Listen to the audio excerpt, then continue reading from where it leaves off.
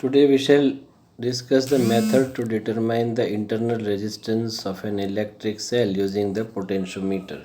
Now see, the concept of potentiometer and the circuit diagram of potentiometer you know from the different videos which I have uploaded. Now today we are going to discuss the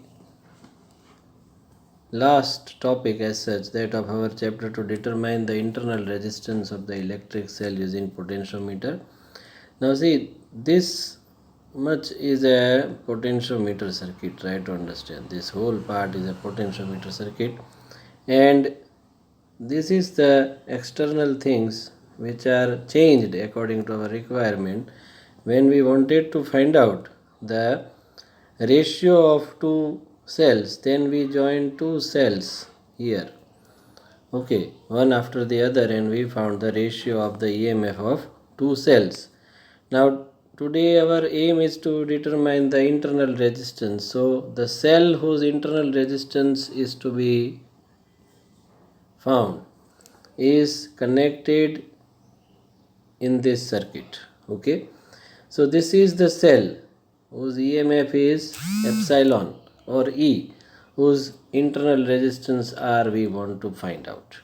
So positive terminal of that cell is joined with A, okay, and negative terminal is joined with the galvanometer. Now another resistance box is joined in parallel with this cell, okay. See, there is a parallel connection. So again you can see with the key in between. So this is joined with the positive and the negative terminal of the cell whose electromotive force is to be calculated. There is a key in between, okay, and this common point of the resistance and the negative terminal of the battery or a cell whose EMF we want to find, that common point is connected with the galvanometer, okay. So we have just connected a resistance box in parallel with the cell whose electromotive force is to be calculated, okay. So first point goes like this: to determine the internal resistance R of the cell whose EMF is E is connected in parallel with the resistance box through a key K2 as shown in this figure. So this is the key K2, okay. Now with key K2 open, first of all the method goes like this. First, you are not connecting the resistance box in the circuit, so you are keeping the K2 open. So K2 is kept open, it means that the resistance box is not connected in circuit. This is kept open, so the current will not flow through the resistance box, okay. So only the cell is connected in the circuit, and a null point is obtained by moving this free terminal on this very long wire of the potentiometer, okay. Somewhere here the null point is obtained. So you are moving that free end from A to from A to a point where this galvanometer shows zero deflection. So you are getting a point N1 on the very long wire where galvanometer shows zero deflection, okay. So that null point is obtained, and the length of that null point from A, rather AN1 is measured, and it is say L1, okay. So first step, you have to keep the K2 open and find the null point by moving the free end of the galvanometer on a very long wire. Such point, or rather the point is obtained where galvanometer shows zero deflection, and the length of that point from point A is measured, and let AN1 is equal to L1, okay. Now the next thing, the EMF. Now try to understand this. We have explained also in the earlier lectures that the EMF between, or rather potential difference between A and 1, potential difference between A and 1 will be phi into L1. What is phi? Phi is nothing but potential difference per unit length.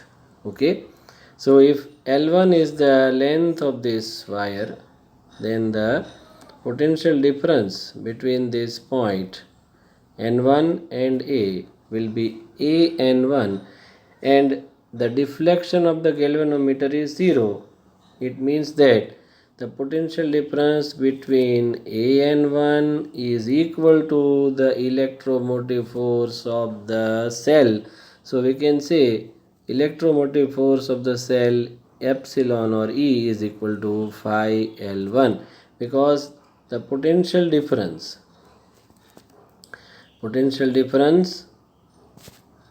at this point, rather between this point and this point, if that potential difference is same as that of this EMF of the cell, okay, if the potential difference between A and N1 is same as that of the electromotive force of the cell, then and then this galvanometer will show the zero deflection. So we can say the potential difference between A and 1, that will be equal to EMF of the cell, and that is E is equal to phi L1. Okay, this is a basic concept. Okay, now we go further.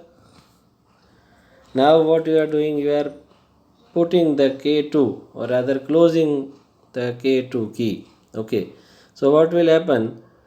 The cell allows a current I to pass through the resistance. So what will happen now? Try to understand. Some current that will pass through this cell, through this resistor.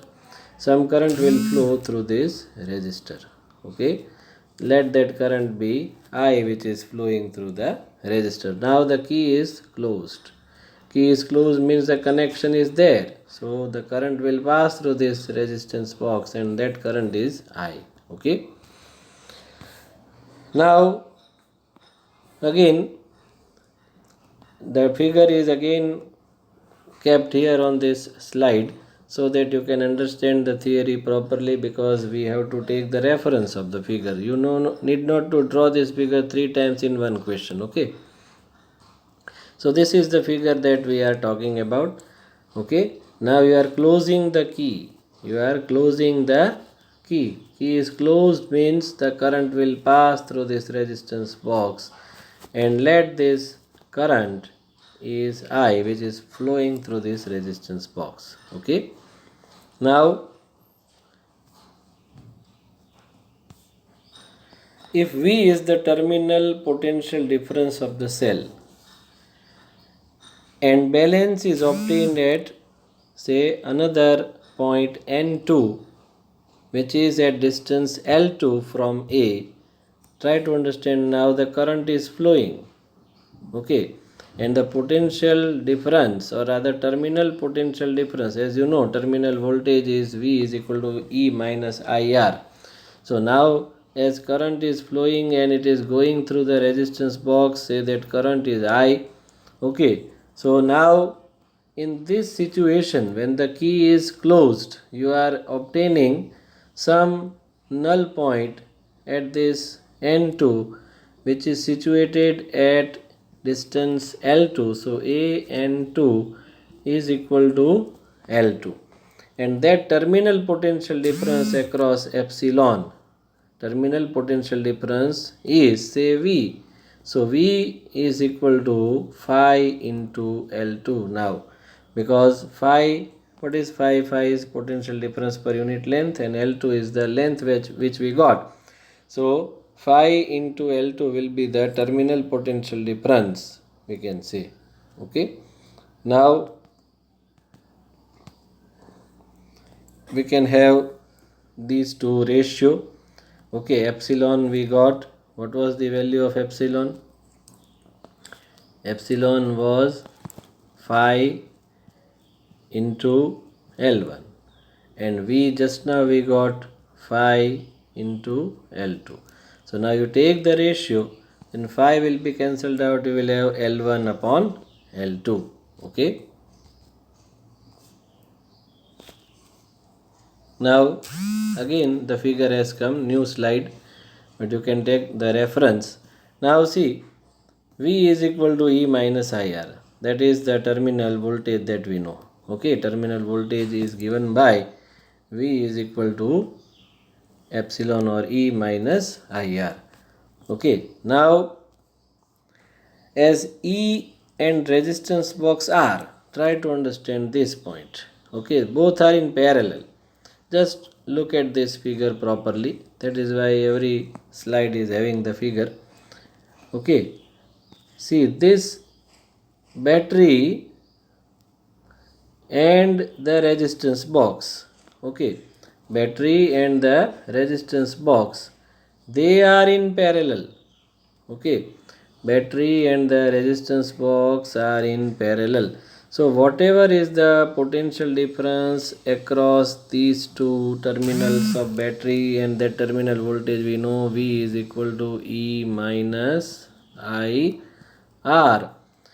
That much voltage will be there across this resistance box also. So the potential difference across this potential drop will also be V only, but according to Ohm's law, V is equal to current multiplied by resistance. Now resistance of this resistance box we take as R, and current flowing through this branch or rather resistance is say capital I. Then we have V is equal to I into R. This is the potential difference across resistance R, and this is the terminal voltage across the cell whose EMF is E. And both these values, both values, V is equal to epsilon minus IR and V is equal to IR, they must be same because in parallel voltages are always same. Okay. So here it is written, okay, V is equal to E minus IR. Okay, E and resistance box are, they are in parallel. Okay, the terminal voltage across E and voltage across capital R, they will be same, and a voltage across capital R will be V is equal to I into R. So if you substitute V is equal to I into R in this fourth equation, so we will have IR is equal to E minus IR. Just I am putting it like this. Okay, what is done? V is equal to capital I into R. They are, this value rather IR is written here. Okay, so it becomes IR is equal to E minus IR, and if you take this minus IR left hand side, then I into R plus I into R will be equal to E, and if you take I as common, then you will get this equation. Okay, say I into R plus R is equal to E. Okay, now this equation we got that of E. E is equal to I R plus R. You can see here that is your equation number 6. Okay, this is your equation number 6. Now taking the ratio of 6 and 5. Okay, so we will have E upon V. You can see both the equations. 6 is here, 5th is here. You just have to take the ratio E upon V. I will be cancelled out. On the numerator side, it will be R plus R, and in the denominator this R will be there. I is getting cancelled out. This is common. Okay. So next is E upon V. You can see that step. Okay, I and I will be cancelled out. Okay, So you will have R plus R upon R, or we can say E upon V. Okay, just it is written in a different way. E upon V is equal to R plus capital R upon capital R. Okay. Now equation 3 we have 3 we had already calculated E upon V. Okay, E upon V is L1 upon L2.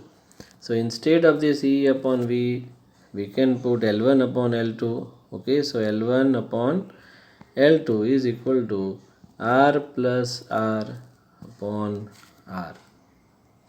Okay, now you can make small r as a subject of formula. This is very easy now. Okay, you can see L1 upon L2 is equal to small r plus capital R upon R, or just you can make the small r as a subject of formula. You can simplify it like this: L1 upon L2 is equal to R upon R plus 1. Okay, so 1 will go the other side. What will happen? L1 upon L2 minus 1 it will become, and the other side it will be R upon R. And if you make this small r as a subject of formula, then we will have R is equal to R L1 upon L2 minus 1. So this equation you will get. Okay, here this topic and the chapter comes to an end. Okay, we shall talk further in the next video. Thank you.